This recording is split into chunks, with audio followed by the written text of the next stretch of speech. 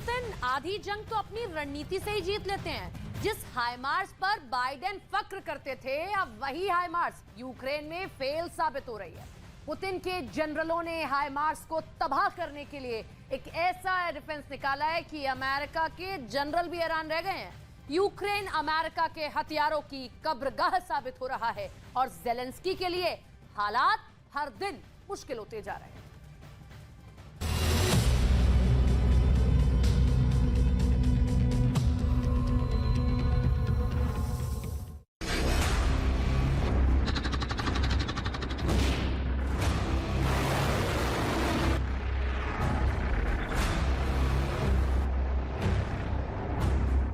America NATO के 30 देशों के साथ मिलकर भी पुतिन से टक्कर नहीं ले पा रहा है।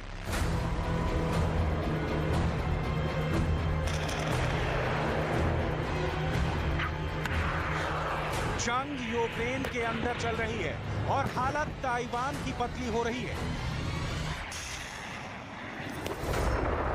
क्योंकि अमेरिका की हथियार फैक्ट्रियां हथियार बना बनाकर पस्त हो चुकी हैं। अमेरिका चाहे हथियार का पहाड़ ही क्यों ना लगा दे, लेकिन पुतिन की वॉर मशीनरी के ताबड़तोड़ हमलों का नाटो के पास कोई तोड़ ही नहीं है। अब अमेरिका से ही एक नई खबर आ रही है, जिससे पता चल रहा है कि किस तरह अमेरिका ने अपने हाथ खड़े कर दिए हैं।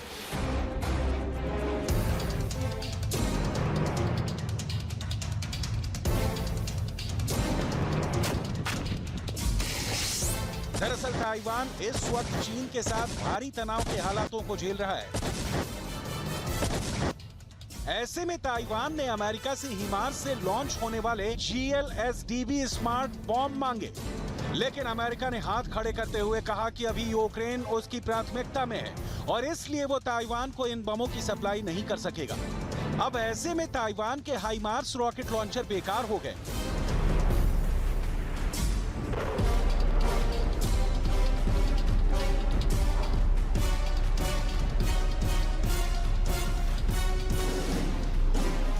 क्योंकि जब GLSDB स्मार्ट बॉम्ब नहीं होगा तो हाइमार्स एक कबाड़ से ज्यादा कुछ भी नहीं।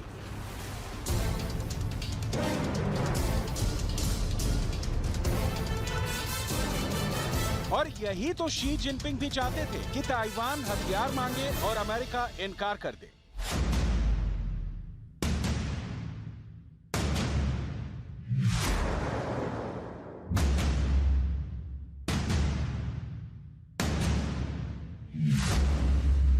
अभी जिनपिंग जब मॉस्को गए थे तो पुतिन और शी जिनपिंग के बीच में जो सीक्रेट प्लानिंग हुई, उसने यूक्रेन और ताइवान दोनों को बहुत डरा दिया है। ये पूरा प्लान आगे हम डिकोड करने वाले हैं।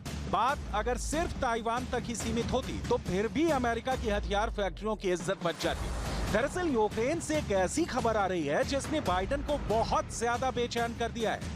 बाइडेन खुद भी बहुत ज्यादा परेशान हो गए हैं। उसकी वजह यह है कि पुतिन ने यूक्रेन को अमेरिका के अत्याधुनिक हथियारों की कब्रगाह बना दिया है।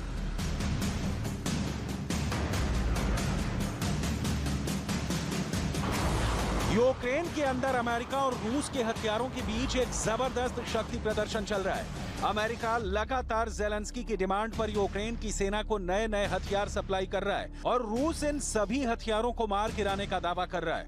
ऐसे में यूक्रेन की जमीन पर दोनों देशों के हथियारों ने जबरदस्त कोहराम मचाया हुआ है और इसका नुकसान झेलना पड़ रहा है यूक्रेन की जनता को।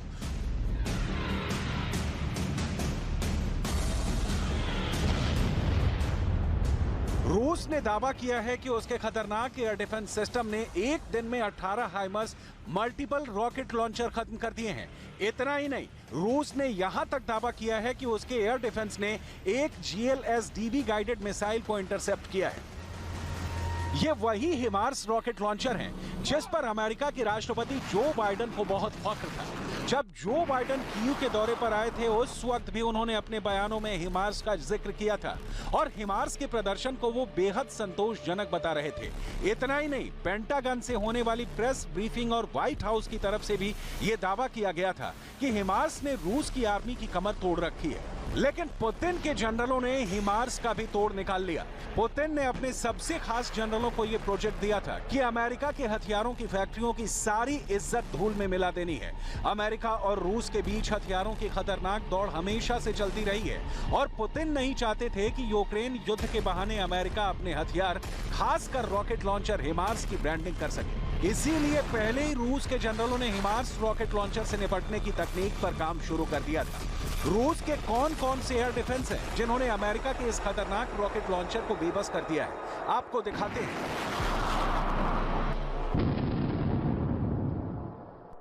ज़ेलेंस्की की आर्मी हिमार्स के वार से व्लादिमीर पुतिन की फौज पर कहर बरपाने के दावे कर रही थी, लेकिन अब एयर डिफेंस सिस्टम पैंट्सिर S1 के जरिए हिमार्स को फेल कर दिया गया।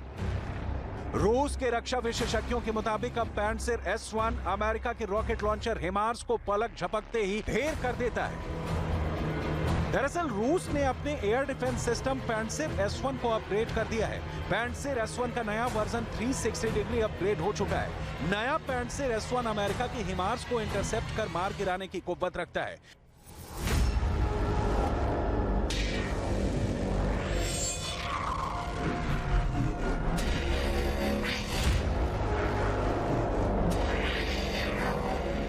इससे पहले यूक्रेन दावा करता रहा है कि रूस की सेना में हिमार्स का ऐसा खौफ है कि इसे देखते ही पुतिन की आर्मी की सांसें अटक जाती थी।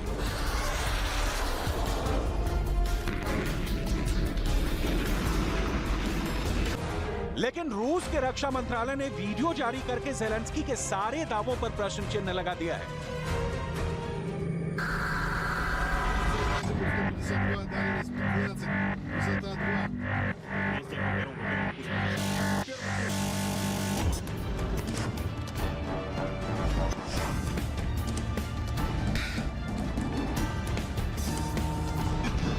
पैंट्सिर S1 अब नए सॉफ्टवेयर से लैस है जो बेहद प्रभावी तरीके से हिमार्स रॉकेटों को इंटरसेप्ट कर सकता है।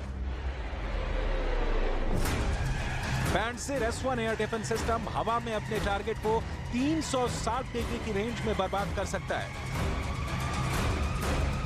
पैंट्सिर S1 ड्रोन, हेलीकॉप्टर, MLRS और लड़ाकू विमानों को भी तबाह कर सकता है। पैंट्सिर S1 आवाजाही के दौरान भी अपने टारगेट को निशाना बनाने में सक्षम है।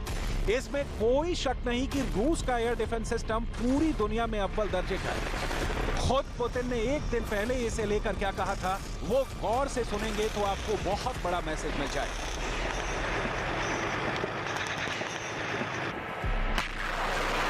Практическая боевая работа показывает, что ПВО России одно из лучших в мире. Я уже говорил, что вот то, что США производят, скажем, ракеты к системам Patriot, у нас в стране таких ракет производят в 3 раза больше, даже больше, чем в 3 раза. А что касается ракет ПВО в целом, разного назначения, российское производство сопоставимо со всем мировым производством. Ну, кроме всего прочего, конечно, и сами системы современные и надежные. Но, тем не менее, конечно, все бывает, но в целом सिस्टम работает исправно। एक तरफ अमेरिका की हथियार फैक्ट्रियां हाफ रही हैं, दूसरी तरफ रूस के रक्षा मंत्री लगातार रूस की हथियार फैक्ट्रियों के अंदर दौरे कर रहे हैं। रूस की हथियार फैक्ट्रियां लगातार टैंकों का उत्पादन कर रही हैं। इन हथियार फैक्ट्रियों के अधिकारी हर जानकारी अपने डिफेंस मिनिस्टर से साझा कर रहे हैं। इसके अलावा सैकड़ों की संख्या में बख्तरबंद गाड़ियां भी तैयार करवाई जा रही हैं। रूस की नई सैन्य गाड़ियों में खुद रूस के रक्षा मंत्री ने बैठकर निरीक्षण और परीक्षण किया और इनकी गुणवत्ता का पूरा परीक्षण किया। इसके बाद रूस के रक्षा मंत्री की तरफ से कुछ निर्देश भी जारी किए गए। रूस के रक्षा मंत्री को सारे खतरनाक बम दिखाए गए जो यूक्रेन में गिरकर तबाही मचाने जा रहे हैं। शोइगु ने कुछ स्पेशल बॉम्ब्स को लेकर आवश्यक निर्देश जारी किए। रूस की इन फैक्ट्रियों में दिन रात काम चल रहा है। ऐसा लग रहा है कि मानो पुतिन वर्ल्ड वॉर की पूरी तैयारी में बिजी हैं। रूस के हथियारों की फैक्ट्रियों की ये खतरनाक तस्वीरें पूरी दुनिया में वायरल हो रही हैं और यूक्रेन के जनरलों का दिल बैठा जा रहा है। दूसरी तरफ ज़ेलेंस्की पोलैंड की तारीफ में व्यस्त है। Що зміст візиту в Польщу, робота нашої делегації у Варшаві та у постійній комунікації з польськими партнерами мають бути відчутними для нашого фронту. Оборона і захист наших людей, підтримка нашої стійкості, передусім воїнів – це питання номер один на усіх переговорах і зустрічах. Саме ज़ेलेंस्की डायलॉग डिलीवरी में माहिर है, लेकिन उनको पता नहीं कि पुतिन के ये एक एक बम 50-50 टन के हैं, जो उनके डायलॉग्स पर भारी पड़ने जा रहे हैं।